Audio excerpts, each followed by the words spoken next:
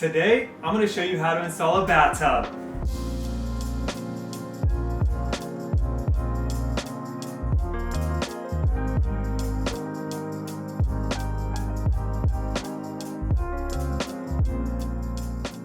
The Dreamline shower pan installation video became a huge hit, so I thought, why not videotape the process of doing a bathtub? Now this isn't a Dreamline brand, but it all works essentially the same.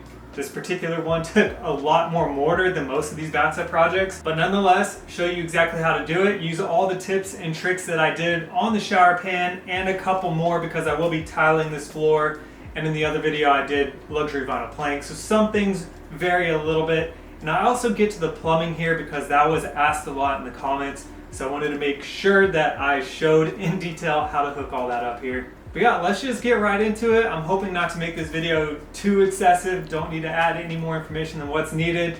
This is going to be a fun project. Let's just get into it.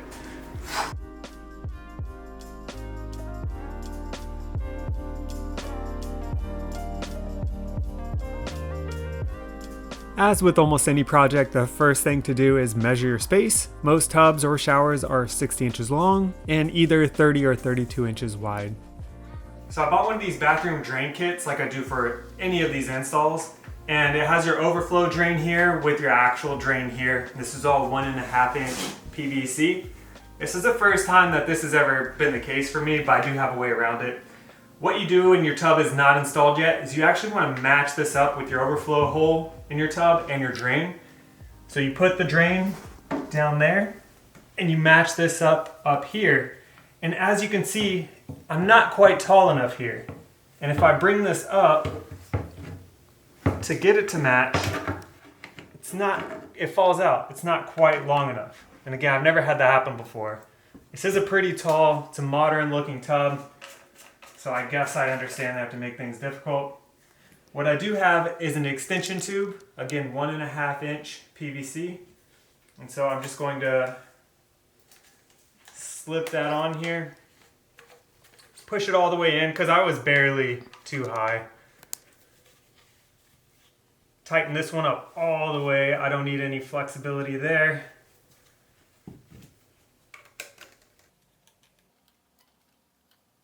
Now I'm going to stick this in there. So it just gives me another 3 inches or so, which is more than enough. Leave this nut loose and rematch it. Got my hole down there. Now I'm too high, so I'm going to bring it down a little bit.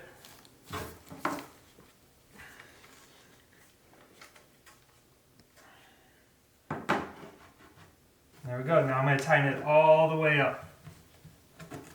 And now I know this is locked in place, so I can install this down into my P-trap underneath my subfloor there.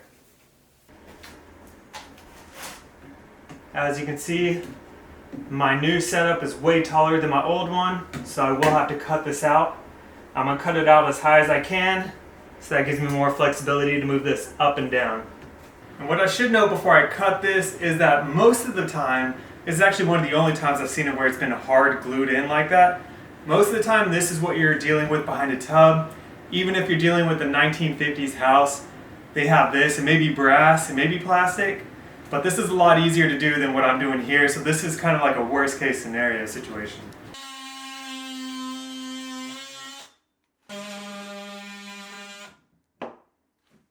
Now I'm just going to clean up the edges here. You can see the burrs there. This is a deburring tool.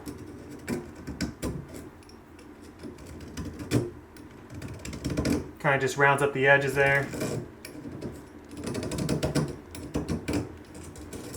I'm going to glue this on, but I'm going to dry set it first. And that should be it. Now I can go up and down pretty good with it. We're almost ready to go. This is usually where you'll be starting off at, is with this already installed. We did a test run and put the tub in. Sorry we didn't get it on camera. There was a lot of removing some extra drywall and things that get this fitting in here. But now that it's in here, we will be taking it out and putting down the mortar and doing other things. But while we're dry fitting it, for one, make sure that your drains align how you got them. So my overflow is perfectly right there, and so is my drain down here. So those are good. While I have this in here, I go a little bit extra and put a supporting ledger 2x4 underneath this part here. You know, everybody always stands up on their tub to like clean the ceiling or while we're tiling or something. So you want a little extra support back here.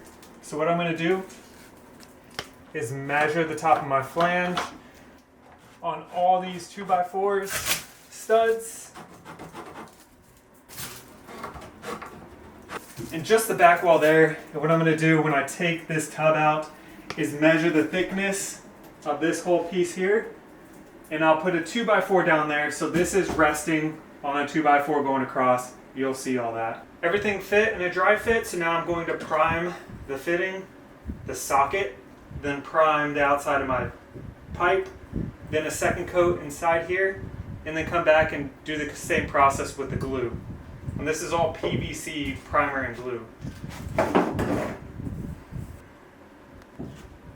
Glue in here.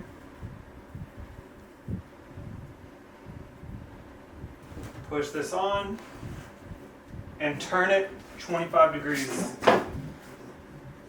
And then hold it for 30 seconds or so. And if you're worried about doing this plumbing part, you can always hire a plumber to do this initial stuff and then come back and do the actual fitting of the tub. Again, if you're worried about this kind of thing. If you watched my Dreamline shower pan installation video, then you might remember a part where I put a small piece of plastic where the shower pan met the subfloor. And I used that because I was installing 100% waterproof LVP or luxury vinyl plank flooring in the rest of the bathroom, so I could get away with using plastic. Here I'm going to be tiling the floors in this bathroom, and you can't tile over plastic sheathing like that.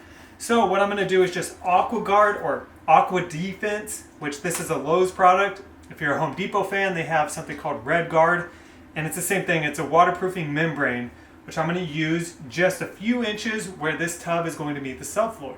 That's where all of the damage happens in these bathrooms. Even this bathroom I'm in right now is only 20 years old or so. It's one of the newest bathrooms I've worked in. And you can still see the line where the tub met the subfloor here because water always finds its way around the tub, seeps down, runs in front of it. So I'm going to do the best I can to waterproof it here in advance. Of course, you have tile that goes on top of that, and then you have caulking later on. So you have 3 or 4 layers of protection from where this will meet your subfloor. You can clearly see a golden color here where the subfloor is underneath the old tub. It's still dusty, of course, but you can still see the gold. Right here, you could see a fine line of where the tub was and the subfloor.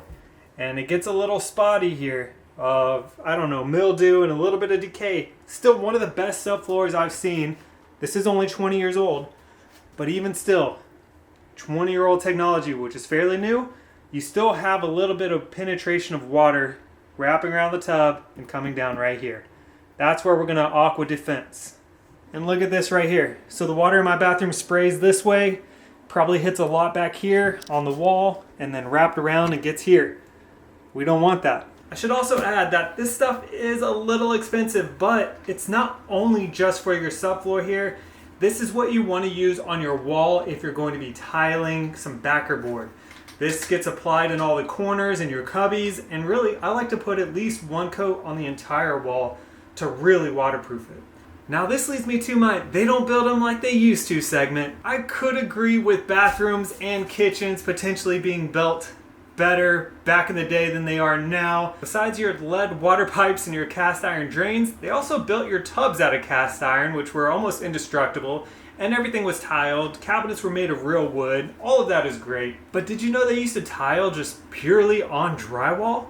I have never taken apart a 50-year-old bathroom and not had mold behind the tile. So that leads me to the cement backer boards being applied with screws and your membranes like this, and much more durable thin set and grout, and all of those other things make building today way better than they ever were in the past. Technology has improved all of these building materials, and I can argue that if done right would last way longer than your 1950s bathrooms were ever made to. Again, besides the indestructible tubs that they used to install in those things. This is my very first they don't build them like they used to segment, and again, bathrooms are one that I could argue were built better, so I hope to make these segments a little bit more valuable in the future because there's a ton of things that were built way worse in the past than they are now. Asbestos ceilings, better material, but extremely dangerous. With this particular tub, there's legs that are adjustable, so I actually had to pull this out, adjust the legs to make it level, and now you can see here, I pushed it back against the wall, and I am almost completely level, and we're looking good. I'm ready to pull this out, put my ledger bar back there, put my mortar down, and fasten this in officially. And actually, one other thing I need to do is mark where I need to pre-drill some holes where my studs are. You can see a gap there. I'm gonna need to put a wedge, a couple of shims into there. And you could see my aqua defense is out here. You could take this as far as you want. I'm just gonna do a little bit. I'm gonna measure the top of this flange here to this bottom part. It's gonna be different on every single tub, but it's about 1 1/8. I'm gonna call it 1 1/4. I'm gonna leave it off of this about 1/16 of an inch. The ledger is really just a backup. I don't want the ledger to dictate how level this tub is gonna be. What that means is I'm gonna do 1 1/4 underneath this line here, down here. I'm gonna start at 1 1/4. I'm starting at 1 because it's just harder to tell where this metal goes. So if I start at 1, it gives me a good crisp line. 1 1/4 puts me right there. And I'm going to do that on the rest of these studs.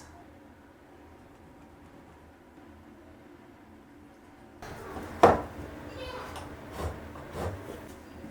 lining up my ledger board here with my studs, and I'm going to go ahead and pre-drill some 2.5 or 3 inch long screws.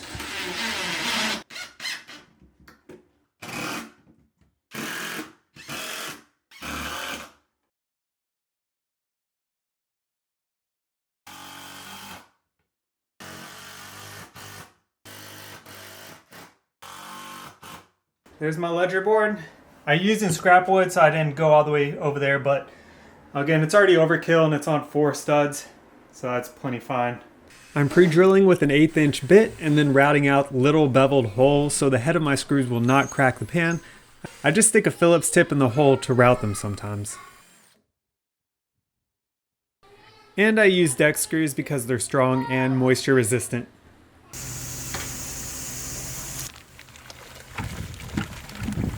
The mortar you'll want is just a basic mortar that is suitable for plywood surfaces. Mix it according to the instructions, but basically you want something that's the consistency of chunky peanut butter. I'm using 2 buckets here because this tub specifically requires a ton of mortar, but usually you just need 1 bag.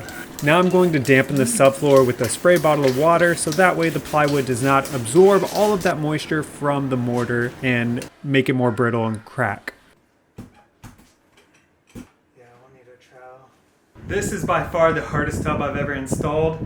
Just look how much mortar we had to use for this, and it says so in the instructions, and it's because the tub is really high off the floor with the feet and everything. So it wants you to put about 4 to 6 inches thick of mortar throughout the entire floor here.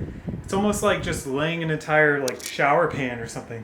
So I've used 2 bags here, and it's still not enough according to the instructions.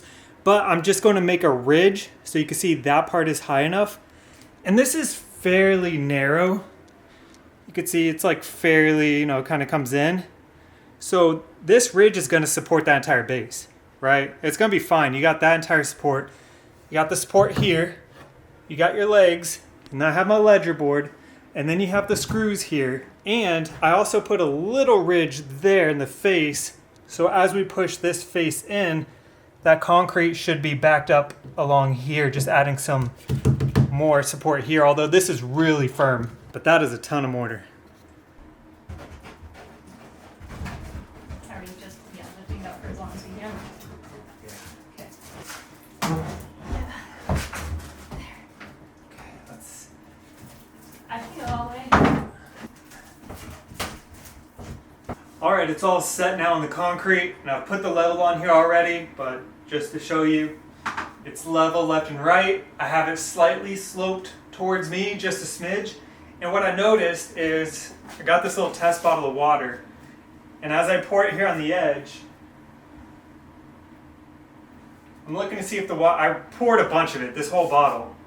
None of it comes out this way. There's actually a little lip right here. It's like a weatherman right now, trying to figure out where to point. There's a little bit of a lip right here. So even as I poured water this way at a heavy flow, it actually hit this ridge right here and then came back into the tub. So it's all good. It's level enough. It's time to screw it in.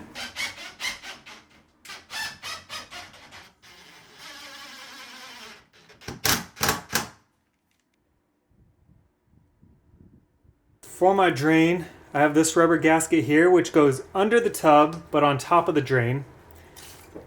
And then you have another gasket here that goes on top of there, like that. And then this goes on top of the tub and screws into there. The fact that I was able to do this quickly with one hand definitely deserves a click of the like button from you. And this video as a whole should get me a quick click of the subscribe button. So go ahead and help me out with the YouTube algorithm and do those two things. Thanks. Once it's hand tight, take off the stopper. Get a tool like this, has these teeth under it. You can finish tightening it up. And then before I get it too tight by putting a screwdriver through these holes there, I'm going to do the overflow drain. Thicker part of the gasket goes up and the bottom goes down, the thinner goes down. This is the funner part, more fun.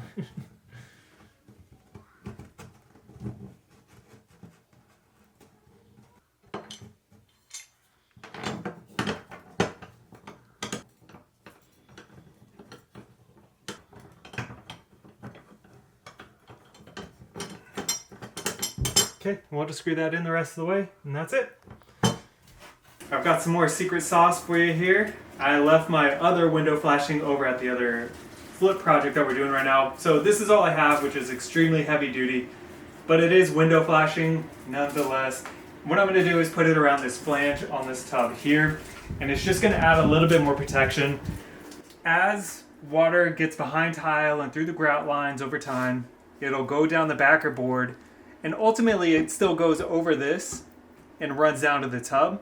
But anything that goes on top of the backer board and wraps underneath it could still potentially get over here. So that's where the window flashing comes in, is preventing anything that gets on top of the backer board from getting behind this tub. It'll actually just run on top of this tub.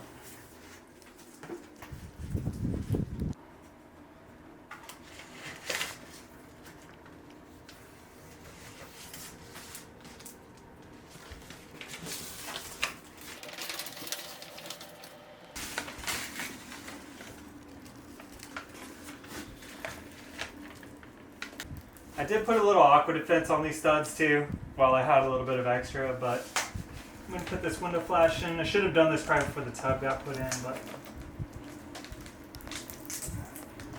again, probably best to do before the tub is in. But alright, so here's what it looks like when it's done, but I just want to cut ahead to this fun fact real quick. It's actually not fun if you're in this situation, but if you're going from a bathtub to a shower, you must know that a drain size for a bathtub is 1.5 inches, and that means all the piping underneath, the P-trap, all of that stuff.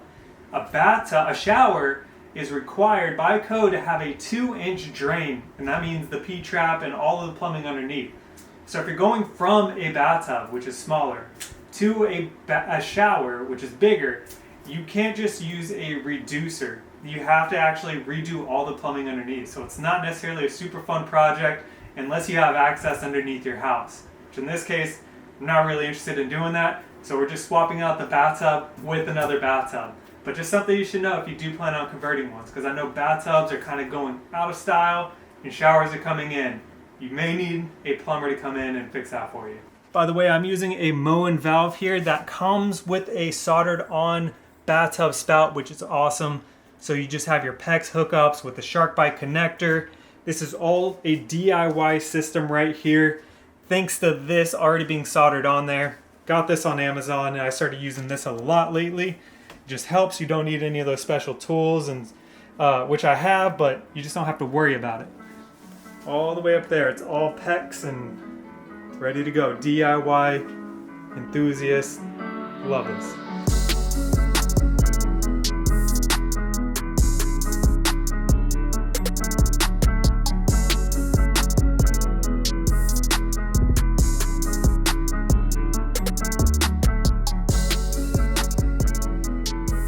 The whole bathroom remodel is going really well. We got this all framed up, new light, new countertops. I think we're painting this here a certain color.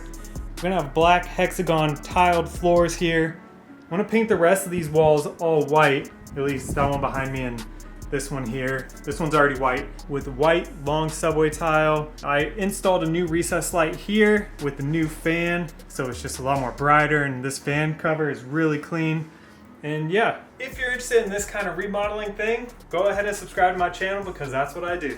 Alright, so I showed you how to install the drain hookup starting from scratch. Showed you how to put mortar down on the floor, putting a ledger board in the back, the little trick with the aqua defense on the floor where most of your mildew and water damage build up.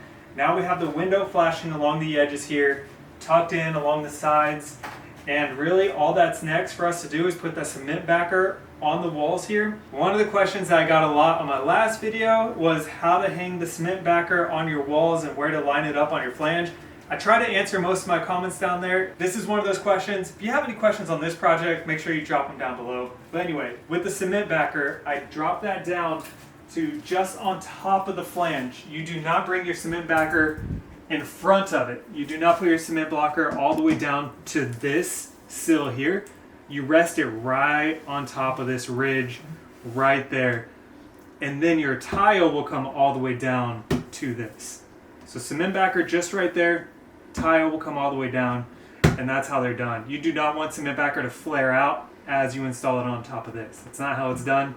So yeah, that's it. If y'all are interested in any of the products I used here, all the way from the Moen valve to this whole drain kit, to even the tub itself, the window flashing, everything really but the mortar, I'll have it all linked down in the description below. Get most of these products on Amazon, and even if you don't buy it from there, you can at least check out the descriptions and kind of see all the information about each of these products on there so you can make your best purchase decision later down the road. I really appreciate y'all watching. Like, share, subscribe. Definitely comment if you have any questions or learned anything from this video. I will see you guys all on the next one. Thanks.